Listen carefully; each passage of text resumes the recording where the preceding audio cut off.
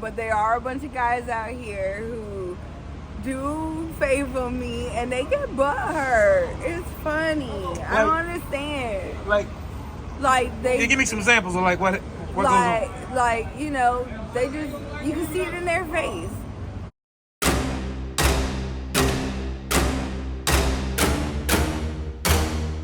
Lady. Hey, how are you? What's happening? Might you speak up just a little bit? How are you? Yeah. Now, what's your name? Christina. Christina. Yes. I've been seeing Christina around, and whenever I see her around, all the guys seem to be around. Lord. I'm just telling you what I see now. Lord. I'm just keeping it real. Yeah. That's what's up.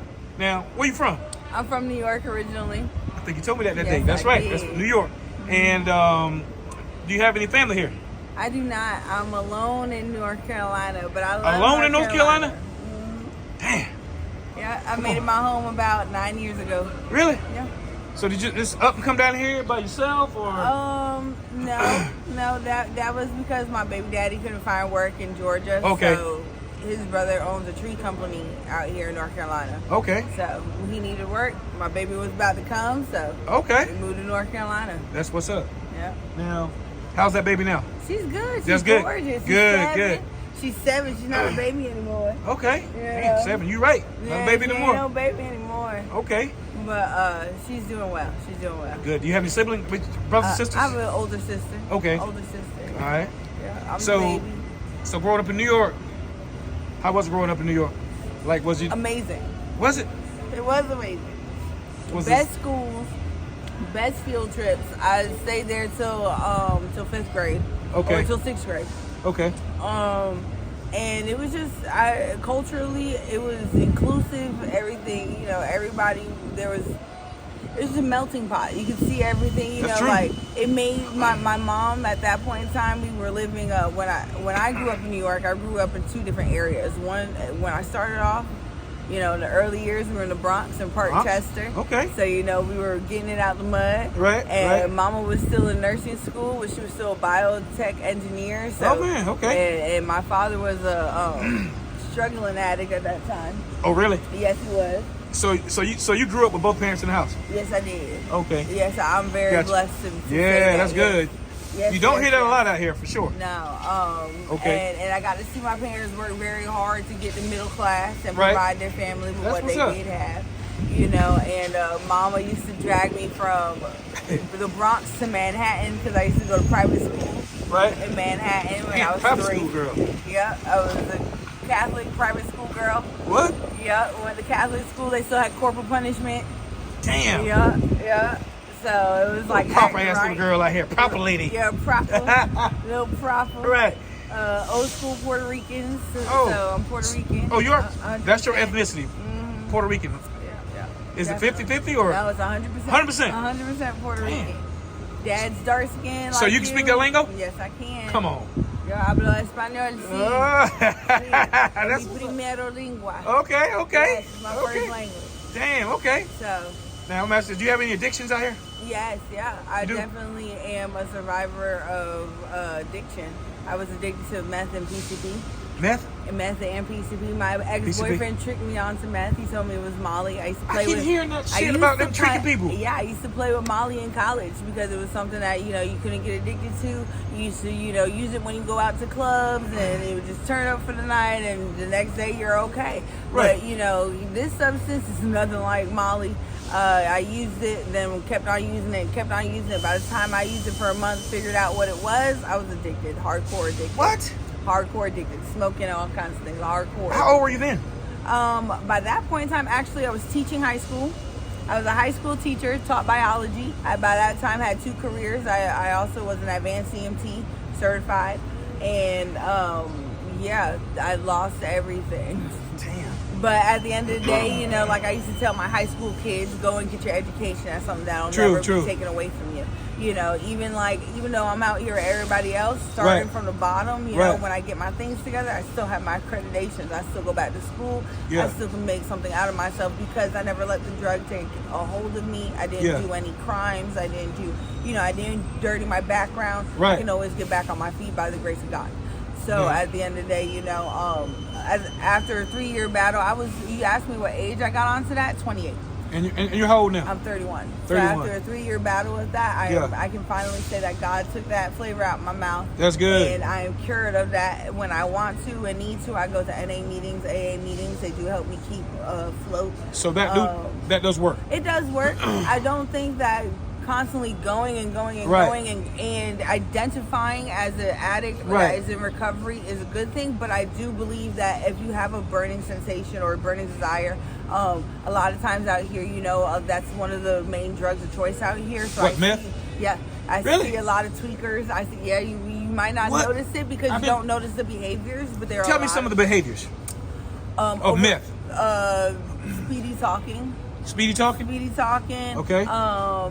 Uncontrollable movement. So I've seen that. Where their foot be tapping nonstop, or or they searching for things nonstop for like an hour and they have no rhyme or reason for what they're doing. Ain't found shit. Yeah, and can't find shit. They don't have any rhyme or reason. So, and it's sad. It's very sad. Or if you're up at 3 o'clock in the morning, seeing somebody up that doesn't look an ounce of tired, yeah, they're tweaking. It could either be coke or it could be meth. It's either way, it's sad. Because honestly, a lot of these younger generations think, oh my gosh, I would never touch meth, but I'll do some soft, some coke. Coke will kill you faster than meth will because it's mixed with fentanyl faster than anything else out here. There are a lot of dealers out here ain't straight. They don't care about what they're dealing. Pills are overpressed. You get what I'm saying? Like the E-pills. One time when I was on my drug run, I took an E-pill and almost overdosed on fentanyl because it was pressed. One pressed with ecstasy was pressed with fat. So at the end of the day, I learned my lesson. Don't be trying things at parties. Don't, you know what I mean? Like, I know you hear this from your parents and everything like that, but it's real. It's real. Like, this life is real. I've known people to get stuff, kill people, and really should be gone away from earth. Yeah, right. You get what I'm saying? And it's like, these streets don't love you. They don't love you. Right. At all. So, I have a great background. My mom did become a nurse. She became, she has a master's degree in nursing. She's a manager. My dad has a degree in psychology. He's a therapist. So I come from a very You got about one of the best backgrounds I've heard out here. One of the best backgrounds out here. My goal is to be a PA surgeon. I actually am about to go back to paramedic school, and I just got into my place. So at the end of the day, I'm not. So you are not on the street out here? I'm not on the street out here. But were you? I was. How long were you on the street out here? I moved out here in January. Okay. You stayed on the street? You know what? Actually, I got out here in January at the end of my first drug psychosis. My brain broke. My brain broke due to overusage. What you mean your brain broke? Overusage of PCP and meth together. And I went into a drug psychosis to where I didn't know where I was. I was over paranoid. I was afraid of everything. And nobody could help me, so they put me into a mental hospital. I spent 2.5 weeks in a mental hospital, and I didn't even notice that I was there. Like, that's how bad I was. That's how bad. Was that mainly the PCP? It could be. Or the meth? It could be a mixture of the What's both. the difference between the meth high and the PCP high? Meth is upper, so it just makes you keep going. It makes you alert. It's more of like an Adderall kind of thing. Got it. And then PCP is the hallucinogen. So really? Yeah, and it's a downer.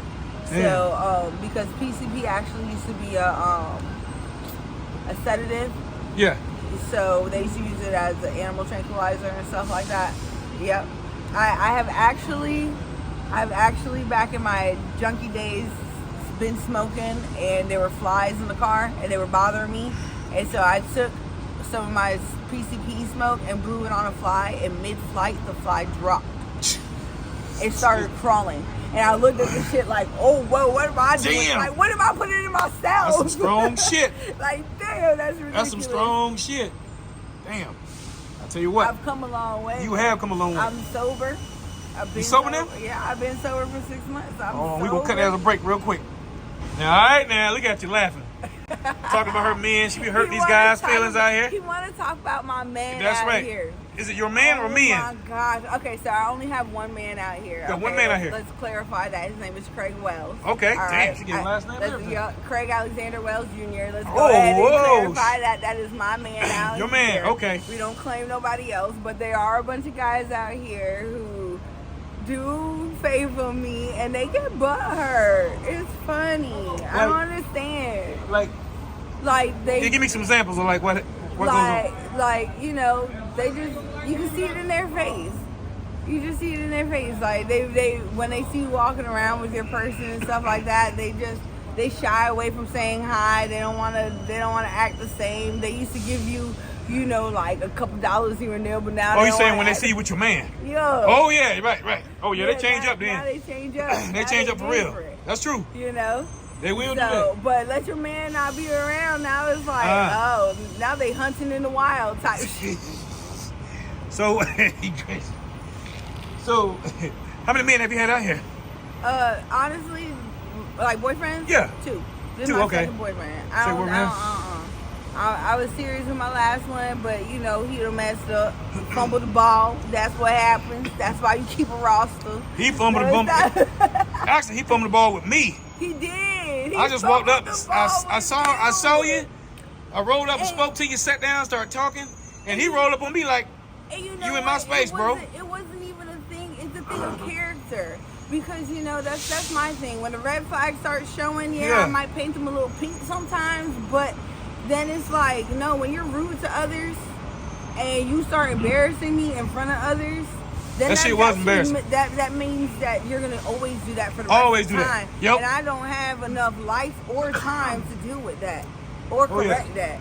So I just had to let you go. And then I gotta drag his ass all up and down the damn cement. Right, I gotta whoop that ass. Because then you asking for somebody to whoop my protector. If you gonna be my man, then like, come on, man, that's embarrassing. That's embarrassing. He was definitely out of line that day. Yeah, out of line. Didn't even want to give you a pound of goodbye. I know, right? He want to give me a pound, like, bye, dude. I was like, bruh, you don't even ask why, how, or why I know this person or. He don't know it, but he told. But what he did that day solidified his damn future. It did. It sure did. His future by himself, right? Not with me.